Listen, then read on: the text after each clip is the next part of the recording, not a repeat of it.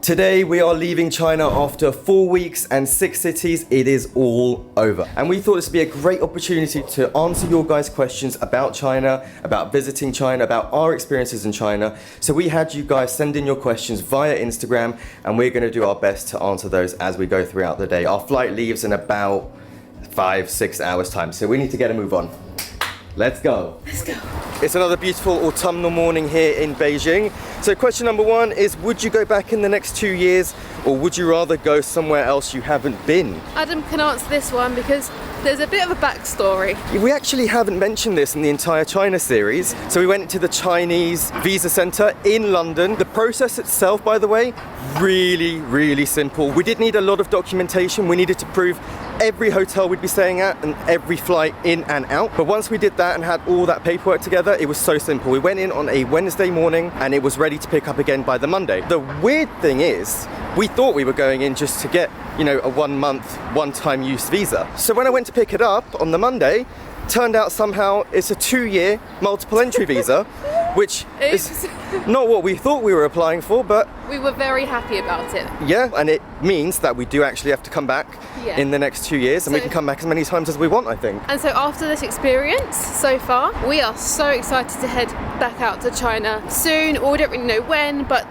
we've just realised how huge this country is. We've not even scratched the surface, and we've had the most incredible time. So yeah, we are 100% gonna come back and we are already excited. Next time we come back, definitely the more rural, more unexplored areas for sure. Coffee. I'm gonna miss this place so much. I'm gonna miss ordering on WeChat. What do you want, Americano pomelo? Yes, please. Your weirdo choice? Yes. Damn, they are busy today. They are busy every day, not just today, every day. We are order number 574. They are currently on order 554. Whoa. But I think this is a testament to how good their coffee is, because they are really in demand here, much more than Manna or Starbucks or any of the other chains. Okay, here we go. Let's savor this. Cheers. Just hits so different to any other coffee. Never gets old, does it? What do they put in here? Crack? Okay, question number 2. What would be your top things to do and see if you only have 2 weeks? Well, that depends on how much you like moving around constantly and frequently. That's true, because we've done a lot of moving around in 3.5 to 4 weeks. Although I must say, I think we have carved out almost the perfect itinerary for first-time China travellers. I really do. Honestly, it's been perfect. First and foremost, Beijing, Great Wall of China, non-negotiable. Yes. Absolute non-negotiable. We can only work off of what we've done, guys. So Beijing, Great Wall, non-negotiable. Shanghai, beautiful city, take it or leave it. I wouldn't go out of your way to go there. But I just want to say, if you like Disneyland, then definitely go to that one, because apparently it's got the biggest castle, it's the biggest park in the world, and also it's got a different vibe to what you might be used to. So I would definitely check that out if you like rides. That's right. Wuhan, one of the biggest highlights, I would say. So good. One of the biggest surprises as well. Yeah. So wouldn't miss that if you can make it there. Chongqing, really cool. Also some good nightlife there. We had a really cool beer museum bar that we went to. Chongqing is a must.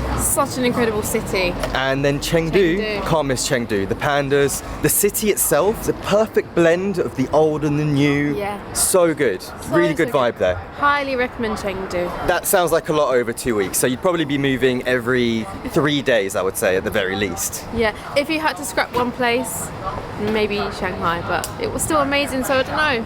Don't know. All right, well, sadly for us, the quickest and easiest vegan breakfast option in this part of Beijing, at least, is the Golden Arches.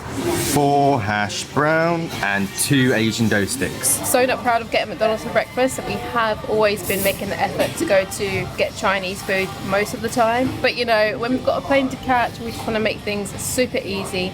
This is so close to where we're staying, so. Okay, questionable breakfast foods in the bag. We've got our coffee. Question number 3, does service similar like Uber exist there?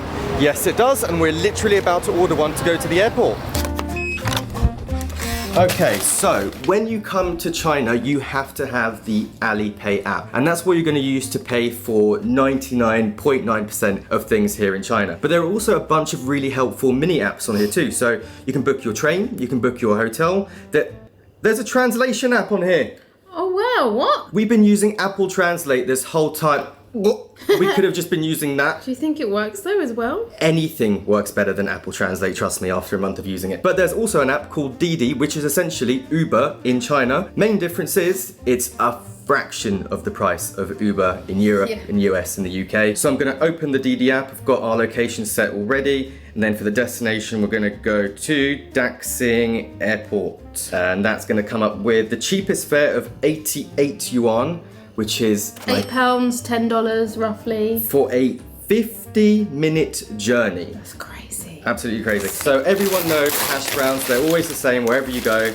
But this is what we go to McDonald's for here, because they're called Yu Qiao, I believe they're pronounced. The Asian dough stick. And it's so fluffy and crispy on the outside. It's so good. I think you're supposed to have it with soy milk, but today I just wanted to avoid having to go to the toilet as much as possible. TMI. All right, all packed, ready to go. Let's get in that Didi and get to the airport. Let's do it. Lovely, lovely hotel. The location could be slightly better, but the hotel itself, 10 out of 10. Really good. Here he is, Mr. Lee. Most of the time, whenever we get in one of these Didis, the driver always shouts something like Arja Arja. We have no idea what that means. It probably means get in already, get in, let's go. But most of them, like 99% of the Didis we've taken have all been electric. Even the ones long distance, like an hour and a half here and there, which is really surprising. I don't know where they're charging all of these electric cars. It blows my mind. So we've had a lot of questions coming in about the data situation, staying connected because of the firewall. And I'm glad to say we've had zero problems with any of that. All thanks to the sponsor of today's video, Holafly. One thing I hate is having to buy these data packages for me and Yaz, and then we run out of them, and then we have to buy another one to top that up, and another one, and before you know it, that one's gone too. So with Holafly, you just buy one eSIM for the duration of your stay. It is unlimited. You can use it as much as you want. Then if you decide that you're staying for a little bit longer, you just buy a top-up package for that remaining duration, and you've got unlimited data once again. And it is just so much easier than having to worry about getting a physical SIM card when you land at your destination. So whether you're going to Asia or to Europe or the Americas, you just buy the eSIM from Holafly, and then when you land in your destination, you've got fast, reliable data that you can actually use. We did ours in 2 minutes just before we left the UK. We installed it really quickly, so then it was ready and set up by the time we landed in China. One of the best parts is that we get to keep our regular SIM card from back home in here as well. They've got a really clean looking app that makes it really easy to manage your eSIMs, and they've got 24/7 customer support. So do yourself a favor, take the headache out of getting data for your travels. Check the link in the description below, or even better, just scan the QR code that's on the screen right now. Use our discount code to get 5% off your Holafly eSIM, and thank you so much, Holafly, for keeping us connected on the road. Okay, all checked in at Beijing Daxing Airport. Our gate is right behind us. Question number 5. How difficult was it to communicate, e.g. order food, as you don't speak Mandarin? That was a challenge, but we did have a way to communicate. So that was through the Apple Translate app most of the time. Apple Translate. Yeah, so I would say like it was pretty successful. It just took a long time, obviously, to communicate things. Obviously, we don't speak Mandarin, so that's our own fault, but that definitely helped. So I'd say almost every single conversation we had was through Apple Translate. There were a couple of times here and there where the server spoke really good English and we didn't necessarily need it. Some menus had English, a lot of them were mainly just Chinese. Street food stores especially, only Chinese, or 99%, so you have to use your Translate app to take a photo, let it translate it for you. We got by like easy enough with the Translate. Things just was a lot slower. We need to go out for dinner before we get hungry. That's so true. That is so true. We need the buffer time to actually have the food at the table. First, to find a place, that's the first trick, especially when you don't eat meat like we do. So we have it almost doubly as hard. So we have to find the place, and then we kind of have to communicate with them. But overall, everyone was really patient as well, and actually really helpful. So, success. All right, question number 6. Please share about China immigration clearance process. All right, so assuming this is about when we landed in China, not the visa process, we kind of already covered that. That was fairly simple. We got into Wuhan airport. It was kind of a long process only because the queue was long, the line was long. It was taking about 3 or 4 minutes to process each person, I would say. I'd say longer.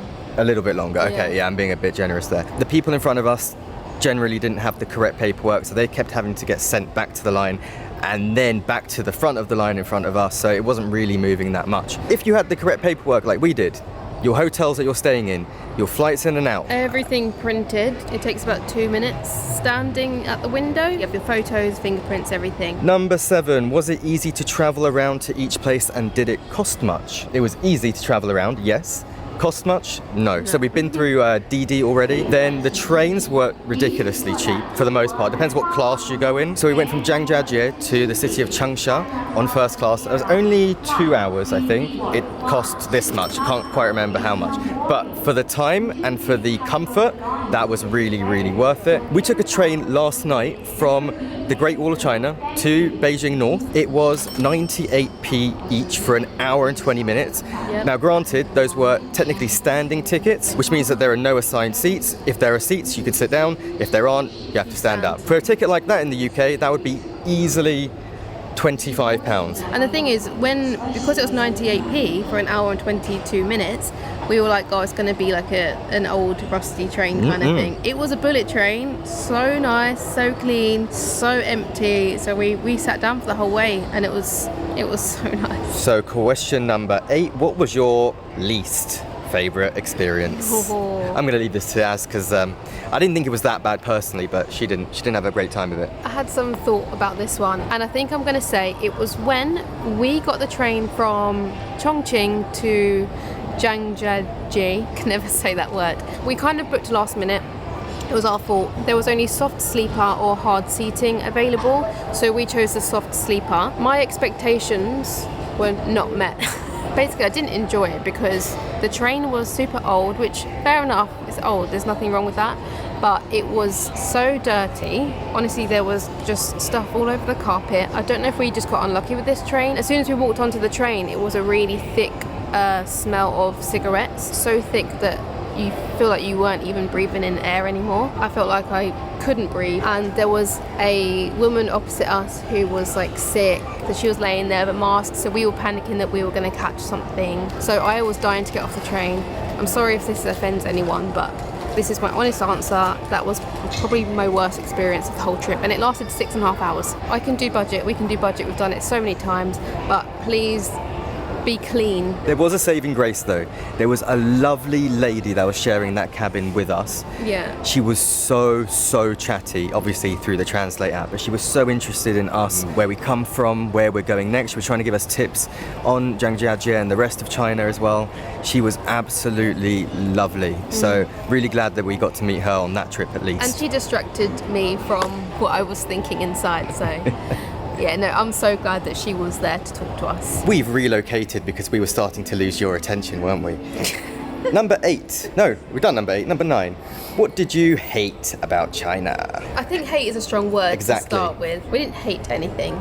We just liked a few things. I think the main thing for the both of us, I think we've got the same thing in mind here. Obviously, there's cultural differences between the UK and China. Some things are less accepted in China than they are in the UK and vice versa. One of the things that we notice a lot is the amount of hawking and spitting on the streets and in public. In the UK, that is illegal. You can't spit on the streets. We just didn't like it. It's just not something that we expected in China. But of course, there are far worse things than that, and you kind of just get used to it over the 4 weeks that we were here. And question number 10, we've got a few of these as well.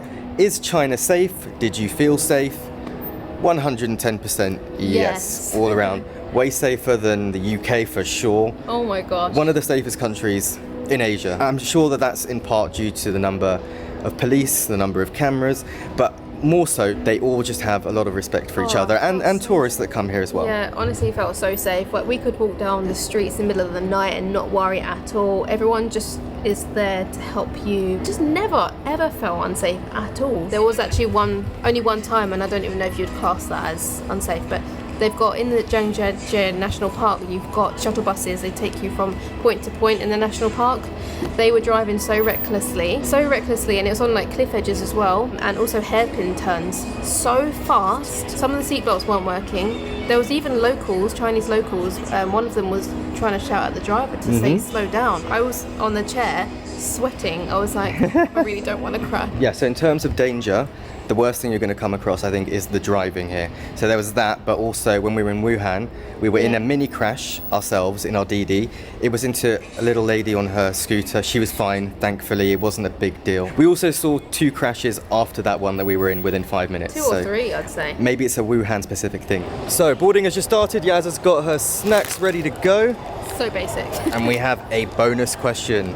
Favorite moment for each of you?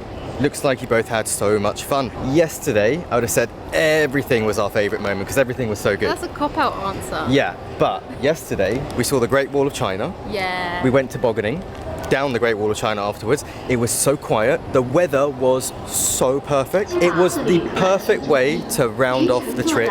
It was, I hate this word, but it was magical. It was really, really magical. We literally couldn't have written a better ending to the China trip. If you haven't watched that video, make sure you go back and check it out. I have so many amazing moments. That bar in Wuhan was so funny. The Wuhan noodles. Oh my god. Noodles. I would go back to Wuhan just for the noodles. I don't know if we really mentioned things that we really loved about China, so I'm going to add that in myself right here. So firstly, the people. There were a few times when we felt like we were a bit stuck and we couldn't communicate, or we were trying to figure out something on our phones or trying to get on a bus. If anyone was next to us, like a local who could speak English and they could see we're struggling, without a doubt they'll come up to us and help. They'll translate and speak in Chinese to, you know, the person in the restaurant or something like that. They'd always get us out of a sticky situation. Yeah, we had that yesterday with a bus that we were trying to take to the wall, and we just couldn't figure out how to pay, even with our Alipay. Yeah. Someone got up out of their seat and showed us exactly how to do it. It's so helpful. Actually 2 times yesterday, and then people in restaurants. So the people here will help you if they can, which we really appreciated. Also, we absolutely loved how easy it was to travel China in general. We used trip.com to book trains, and also another thing was the value for money that China gives you. The hotels that we got, like the standard that we got for the price we paid, was next level. We never paid more than £40 per night. The value for money is incredible. The train prices, the prices for food, everything was so affordable. We couldn't believe it. So I can't speak highly enough about China, and you guys have to get it on your bucket list immediately. And that is officially the end of this China series, at least. We want to thank you guys so much for watching and coming along on the journey with us. Make sure you click this video because YouTube thinks you're going to love it. Woohoo! And we will see you guys in the next video. Okay, bye-bye.